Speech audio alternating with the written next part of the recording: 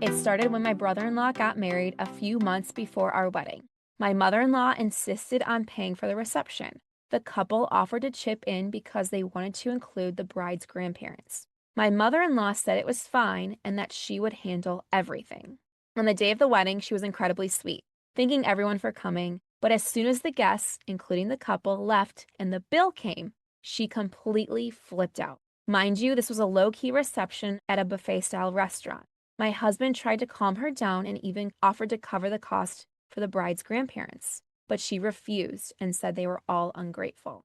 She had also insisted on paying for the limo the bride took to the church. It was chaotic getting ready that day. There were 3 limos outside, and the drivers were directing us where to go. We even got into one limo and were told it was the wrong one, so we had to switch. At the time, I had a 1.5-year-old daughter. She wasn't in the wedding, so my mother-in-law offered to watch her after the ceremony.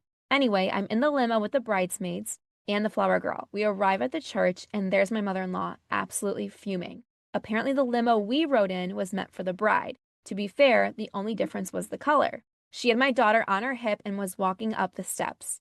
When I saw the bride pulling up in the other limo, she practically threw my daughter at me. I tripped trying to catch her so she wouldn't fall. Oh my gosh. Okay.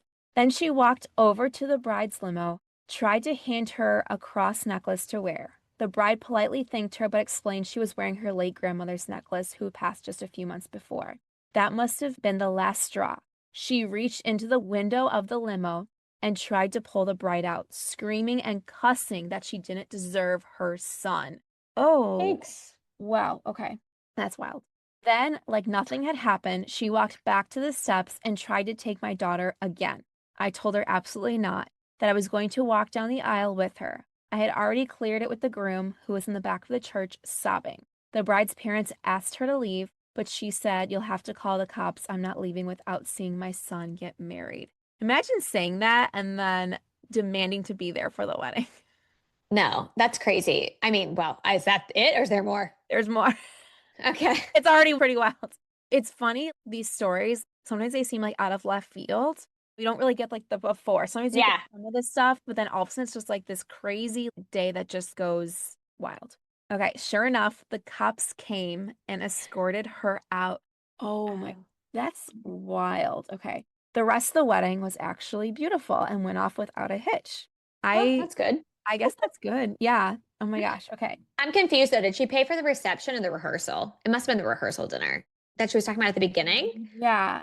I can't imagine she's paying for a reception she's not attending, but I know. Well, it said she insisted on paying for the reception, but maybe that's the rehearsal dinner because it's maybe, at the yeah. restaurant. I don't know.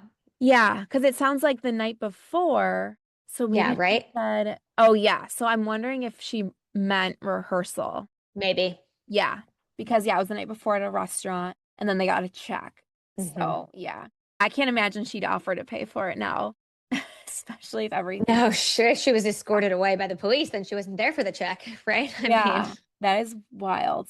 Just because they took the wrong limo, I'm so confused of like, there must be another backstory or something that I mean, happened. it sounds like she doesn't like the daughter-in-law. And it also sounds like, I don't know, there's so many accounts out there that talk about these kind of mothers of son dynamics and mother-in-law dynamics. And I think this sounds like someone who obviously we do not have the context here, but like wanted this wedding day to be about her and what she wanted. I also think Mhm. the grandparent thing is so strange because like it's 2 people, you agree to it. And I think, yes, if somebody paid for my rehearsal dinner, I would say thank you and be grateful and all the things. But you shouldn't do it because you want a parade. Like if you're offering to do it and if you're agreeing to do it, I don't know what she wants from the bride and groom. They're Yeah. obviously preoccupied with everything else, and that day's about them. And so even if they are thankful, it doesn't have to like, I don't know. I don't know what that person wanted. Hmm. I feel like it's that common trope of like they offer to pay for it, but there's this like invisible string or like they're Yeah. dangling a carrot to be like, we paid for this, so we get to do this. Or there's Yes. all these like, if I do this, then I get this. And it's like, that's not how it works. If it's a gift, an actual gift, and you want to help, then treat it as a gift. Yeah, there's But no strings attached or control. Like you don't get to control a situation because you financially provided for it. Yeah. right. Yeah. And I feel like they want this red carpet then rolled out. Like, oh, that's her. She paid for the event, but it's like, it's still not going Yeah. to be about you. It's about the bride and groom. Yeah. Okay. Now she says, now my wedding. After all of that, my husband and I decided we were going to elope to Vegas. We I asked get my it. parents, you're like, I get it. Yeah, I get that. I eloped as well. I get it. Okay, okay. Yeah. Oh, no, my Mm. family just doesn't get along. And so I figured instead of that, whatever is Okay. happening here, I don't think that would have happened to me, but I think I decided instead to elope with my husband in Italy. And we had Love the best that. time by ourselves. I mean, I get the eloping. I actually recommend it to everyone, even if your family is not complicated, because Yeah. personally, to your point earlier, like weddings are expensive. People are never going to be fully happy with everything that you do. If you are a person who knows that you're going to show up at your wedding and be more concerned with everybody else having a good time than having a good time yourself, don't have a wedding. And that's who I am. Like I would be running around being like, are you having fun? Are you having fun? Are you Being having the fun? host. And I wouldn't be having any fun. And so Mhm. eloping, I was able to do whatever I wanted, which was great. That's such great advice because I know brides were like, I was a bridesmaid for them, and the whole time they're more concerned about everyone else. They're doing everything for the other people. And it's Yeah. like, yes, you want to care, obviously, and you want people to enjoy themselves, but it goes by so quickly. And if you're Right. there stressed about everyone else and like, oh, did so and so like their food or did so and so blah, blah, blah, it loses the whole purpose, I think. Yeah. I agree. Yeah. Okay, so she says they eloped to Vegas. We asked my parents to watch our daughter and began saving for plane tickets in a hotel. We had planned for a 2-month window. Wait, they were going for 2 months? I'm assuming in 2 months from then. Yeah. Maybe. That's, Maybe. I yeah, don't know. that, no, that was, yeah. As I'm reading these, I'm like not I get absorbing it it. the right way. Okay, but as life often goes, something unexpected happened. I found out I was pregnant with our second child. No flying for me. So we decided to get married at the courthouse and plan to do a vow renewal in Vegas on our 1 year anniversary. We wanted to keep it simple and stress free. So the mother in law from the previous story is that's got to be her husband or partner's It's mom. her husband's. Yeah. Well, right? Mom. Yeah. Okay. So a mom of two sons, it sounds like, who At doesn't least two. Yeah. yeah, at least two. Yeah. Who might not like the daughter-in-laws. Okay. His mom insisted he stay at her house the night before, even though we had already been living together for 2 years. She also insisted I wear her cross necklace. So she's going through these same like motions, Hmm. despite me not being religious. I had found a dress I loved on sale, just $260 for the dress, petticoat, and veil. I'm not into heels. I even wore flip-flops to the previous wedding. But she took me shoe shopping and made me get these blinged out heels instead of the white slipper style shoes I liked that were only $10. I don't understand made me get. She's like, pulls her up to the front and is like, you're wearing these on your wedding day. So I'd be like, no. Yeah. I get it though. I think some people have a hard time, which I sometimes am like a natural people pleaser. I'd have a hard time finding a way to like tactfully say no. But I think also, like, yeah, sometimes, especially with your own wedding, it's like, yeah, I'm not wearing those shoes. Thank you though. That's so kind of you. It's kind Yes. of you, but I'm going to politely decline. Yeah. I'm sure it's like so complicated seeing how she reacted to the last wedding. So she's like probably tiptoeing Totally. to this mother-in-law. Gosh, that's got to be a nightmare. Okay, what was supposed to be a short 25-minute ceremony started to feel like a full-blown production. I was pregnant, emotional, and just wanted to marry my husband, eat a burger, and go home.